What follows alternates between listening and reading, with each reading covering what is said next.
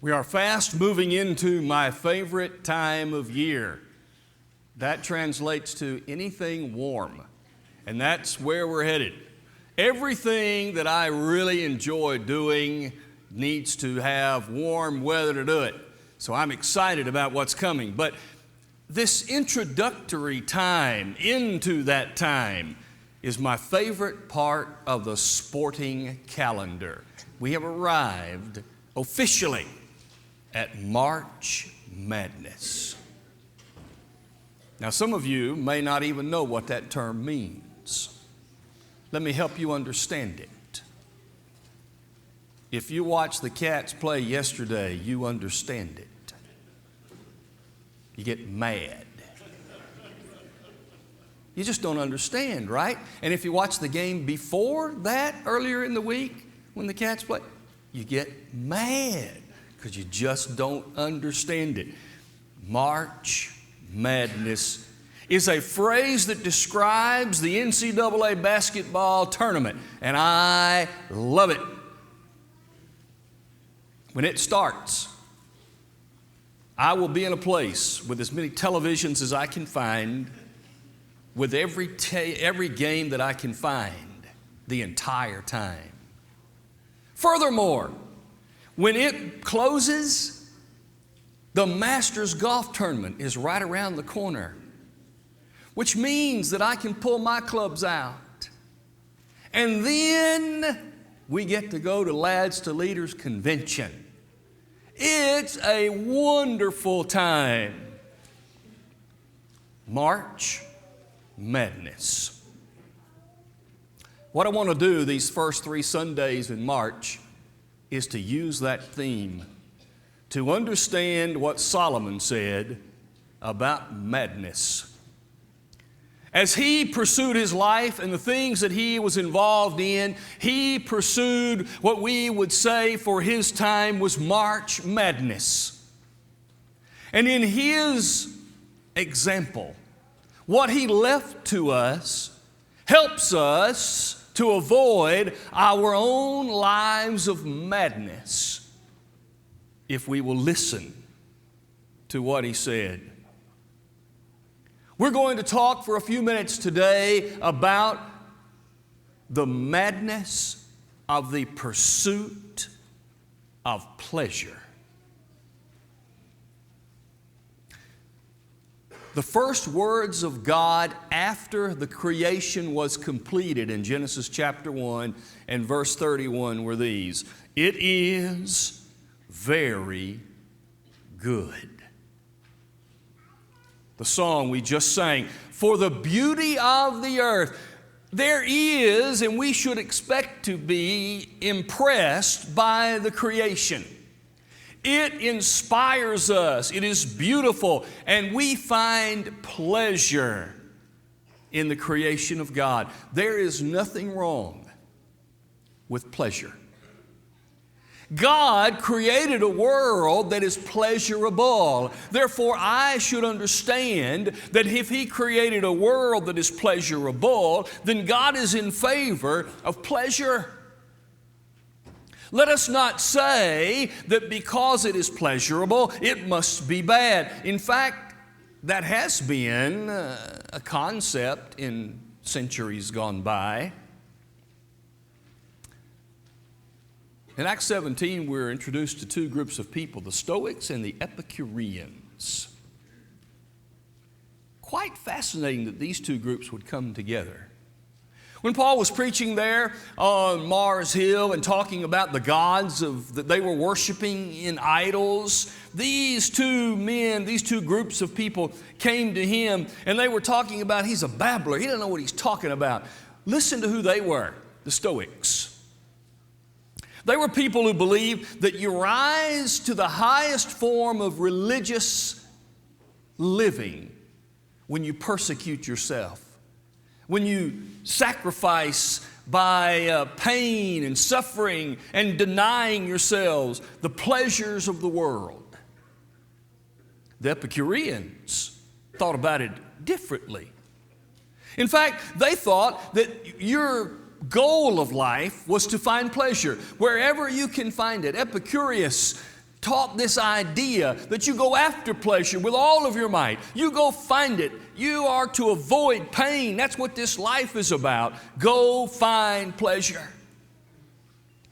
Isn't it interesting that those two groups came to Paul to reprimand him? See, they were united on one front. There is no life after this life. So they didn't want him talking about it. But the idea that we should pursue pleasure as the goal of our lives, or that we should avoid all forms of pleasure, neither of which is true.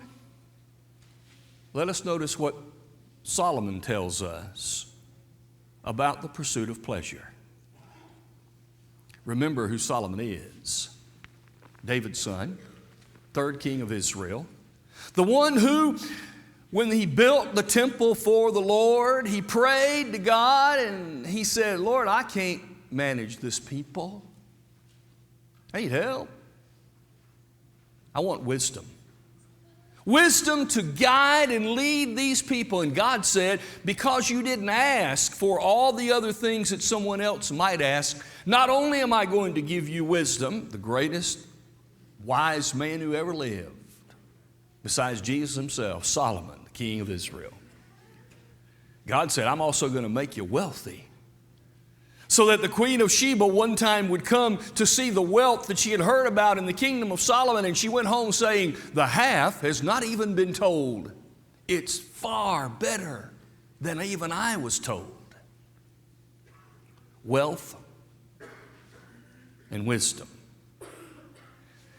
And in this life, Solomon pursued pleasure. In fact, he said, I did not withhold my heart from anything. When you read about Solomon in the book of Ecclesiastes, you read about a man who was licentious. That is, he gave himself the license, the freedom, to do whatever he wanted to do. Just go after it. Pursue it all. That's why he had hundreds of wives and hundreds of concubines. That's why he had this lifestyle, because he decided, I'm going to do whatever my heart leads me to do. You will also be struck in the book of Ecclesiastes with the words that open the book. Vanity of vanities. All is vanity. In our words that we use, worthless, worthless. All is worthless. What's he saying? God made a bad world? No.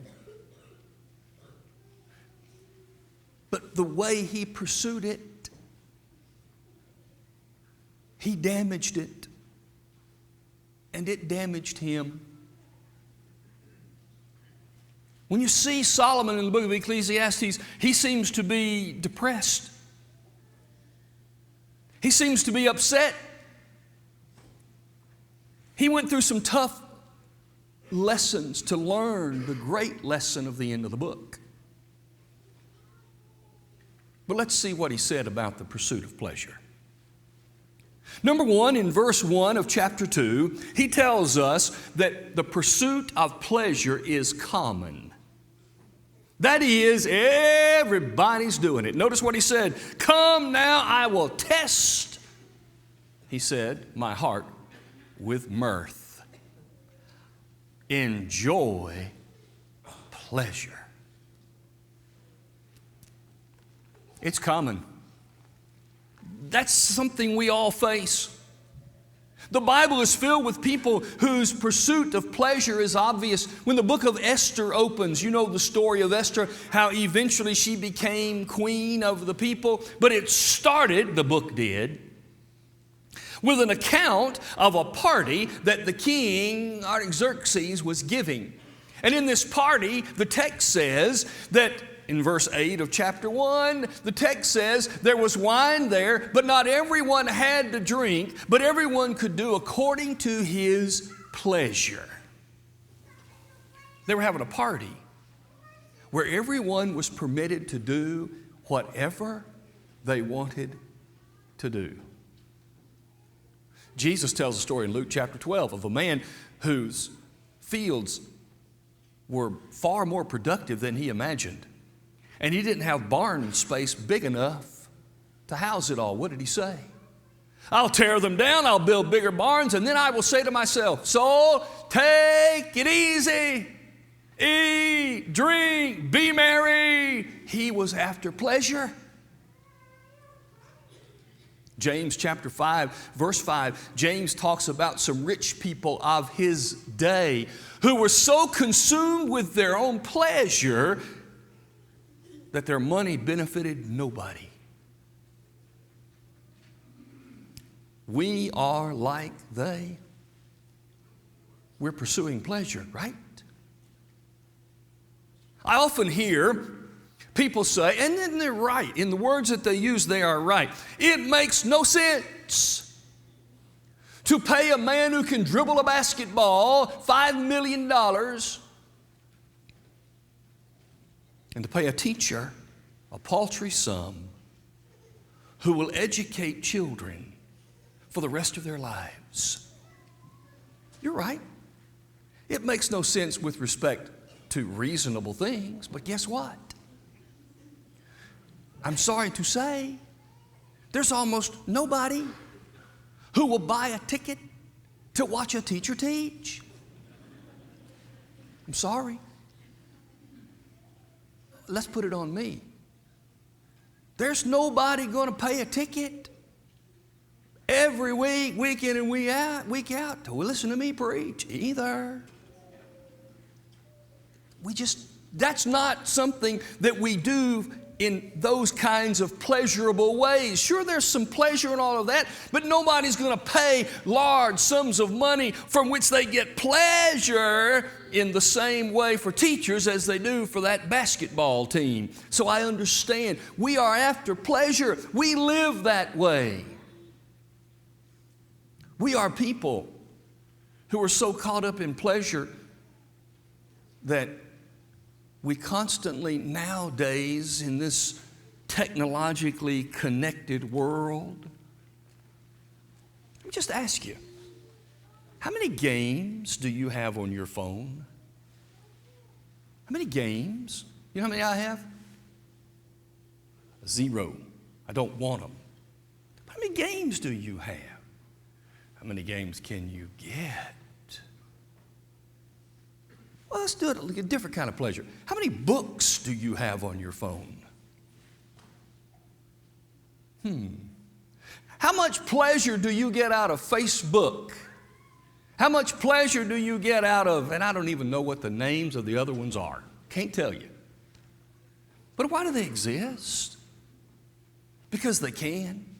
Because people enjoy them. We like pleasure. It's a common pursuit. Number 2, verse 2. The pursuit of pleasure is hollow. It's hollow. Look what he said in verse 2. I said of laughter, madness. That word means to make a fool of. In other words, Solomon was saying, I went after pleasure and it made me a fool.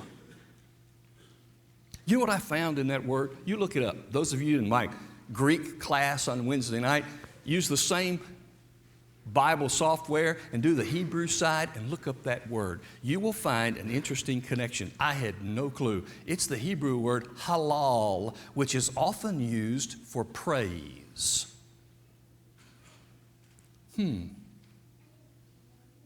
What's he saying? I'm out of my head. Should we, as a side note, get lost in the praise of God? In a positive way? Whereas he said, in the pursuit of pleasure, I got lost in pleasure and I became a fool. The same intensity that he gave to pleasure is the same word used to give praise to God. It's hollow. In fact, he asked the question, what does it accomplish? What does it accomplish? You know, you see at a county fair, a kid walks around, he's got this cone, right? And he's got this thing of cotton candy. And you see him walking around, it's so big it covers his head, he can't even see. And you're thinking, wow, that's a whole lot of cotton candy. That's a lot of stuff. But just let it get wet. And all of a sudden,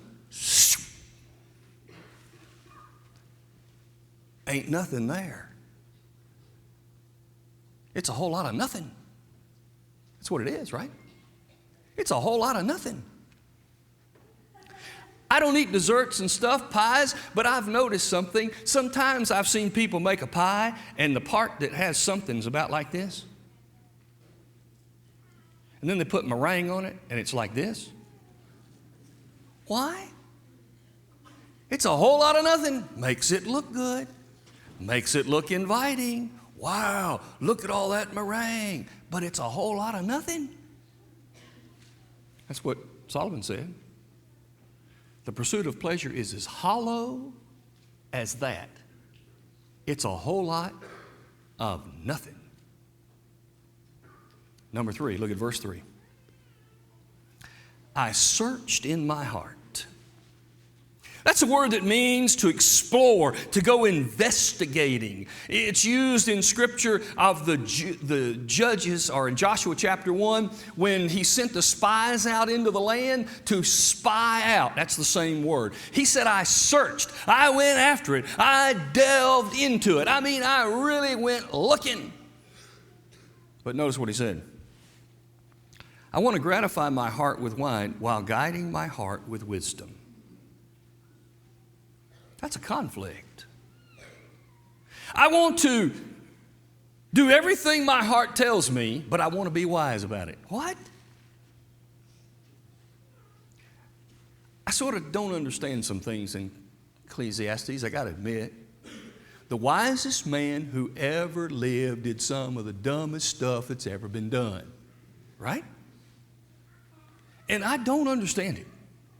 I'm thinking, you need to talk to God about a reboot of your computer system.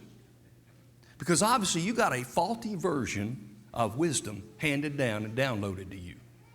You need to say, God, download the upgraded version, because somehow or other you gave me this faulty thing, because I'm supposed to be the wisest man ever, and yet look here. So I don't understand it. Some have said that what Solomon was doing was to say, I'm the wisest person there is. So here's what God's appointed me to do. I'm going to hold on to my wisdom, and I'm going to go hard at all of the things that people have problems with. But because I'm wise, I'll learn the lesson, and I'll come out and share it with you. Maybe. Maybe. But what I see is Solomon living a conflicted life just like everybody else does. He may have been the wisest man who ever lived and did some of the dumbest things, but you know what? We're pretty smart at times, and we do some dumb things too, right? And yet, what was the problem? The problem was, I want to have it all. I want to be really wise, but I want to have all this pleasure. It's conflict. The conflict is, can you gratify your flesh continually with wine and still hold on to your wisdom? Can you lay hold on folly and learn what the sons of men ought not to do without being affected by it? Solomon comes out of his stupor, if you will, and he says, the pursuit of pleasure will cause you conflict. But number 4, starting in verse 4, it'll make you myopic. The word myopic means all I can see is me. Opic, see me. I see me. That's all I can see right here. Can't see anything else. If you read down through the text from verse 4 through verse 8, here's what you find. 17 times in 5 verses, Solomon used the first person personal pronouns. I, me, myself. 17 times in 5 verses. You know people who all they can do is talk about themselves? Do you know some people who you don't want to be around? In fact, you start running because you know the minute they get around, they're going to say, well, you know what I did? Here's what I did, and here's what we did, and here's what I like, and this is what I. When you read this text, I want to run away from Solomon. I don't care. I'm tired of hearing what you talk about you all of the time. It makes you myopic. Now let's think about this. Does this pursuit of pleasure affect us today? Yes, it affects us, surely, because we're all in the pursuit of pleasure in one way or another. We avoid things that cause us pain, except men shaving and women shaving. We avoid things that cause us pain. And we go after things that give us pleasure. I understand that. But what is the pursuit of pleasure? How does it affect us? Be ready. Here it comes. This is when we get a little bit reprimanded. The pursuit of pleasure affects our worship experience. Because the pursuit of pleasure has told us that I need to be pleasured at all times. Therefore, if I am not pleasured in worship, it was not worship. You know what? Worship wasn't designed to give me pleasure. Worship was designed for me to give God pleasure. Now, admittedly, when I'm into it, when I give God the pleasure that He is getting through my worship, helps me. But if I judge every time of worship by how it made me pleasured or not pleasured, I have the wrong attitude about worship, and the pursuit of pleasure caused it. The pursuit of pleasure hurts service of other people because, yeah, I know we ought to help people, but I just don't enjoy it. What? I just don't enjoy it. You find something I can do to serve somebody that makes me feel good or that I find joy in, and I'll do it. What? You've lost the whole spirit of service. How about Bible study? What's the greatest hindrance to Bible study? I don't like it. Right? I start reading in the Old Testament, and I'm doing pretty well, and all of a sudden I get to Leviticus and all these laws, and I quit. So I say, okay, I'm gonna go to the New Testament. So I turn to the book of Matthew. I'm gonna start at Matthew, and the first 15, 20 verses is so-and-so beget so-and-so, beget so-and-so, beget so-and-so, beget so-and-so. I don't like it, and I'm finished. And Bible study has stopped. The pursuit of pleasure hurts Bible study because we think everything we study has to be thrilling and exciting and wow. No, sometimes it's solemn. Sometimes it's just real. But it's the pursuit of pleasure that's causing all of those problems. As we close, let's look at the close that Solomon gave. Look at verse 9. So I became great and excelled more than all who were before me in Jerusalem. Also my wisdom remained with me. Okay, you went that far and you still are wise. That's good. But I don't think that's a guarantee. Whatever my eyes desired, I did not keep from them. I did not withhold my heart from any pleasure.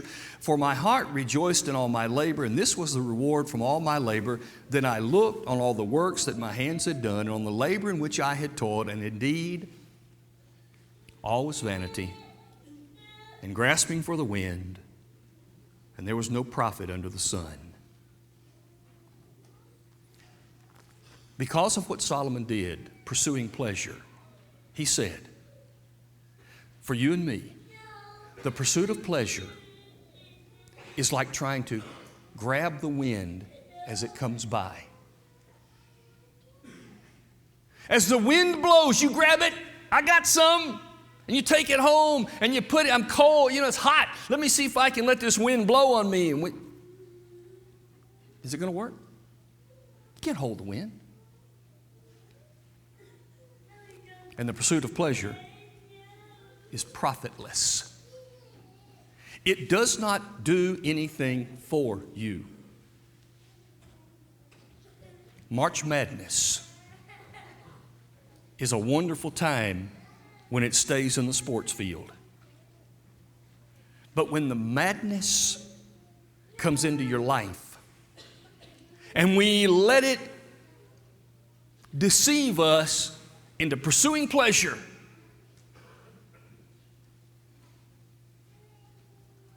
it will cause deep scars and deep problems and get our minds all out of focus. Listen to Solomon and let us avoid the pursuit of pleasure, but be pleasured in all of the things and in all of the ways that God designed for us. This is not saying that pleasure is no good. It is saying pleasure cannot be the primary focus of our lives. I think pleasure in its pursuit often keeps people from coming to the Lord, because they know that in coming to the Lord, if I come as I should, fully committed, then I have to give up some things that I really enjoy. That's true. But there is a heaven to gain and a hell to avoid.